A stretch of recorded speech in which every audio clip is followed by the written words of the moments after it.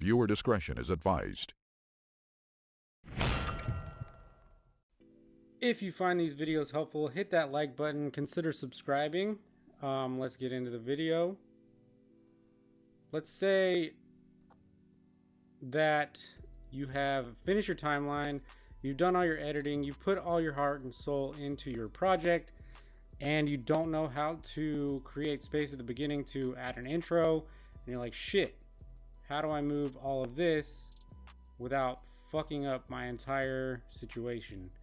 There's a couple different ways. You can minimize everything, drag your mouse over here, move some space over to fill whatever your heart desires, or you can, let's go back to this view. Now let's say you want to move just this portion of the video and add something right here.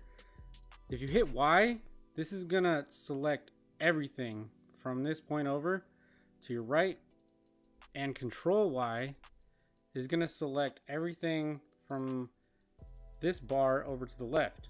So if you want to create an intro, just hit Y, it's gonna select everything, then you can move your whole thing over. And I don't know why it doesn't select that, but you can just drag it and drop it.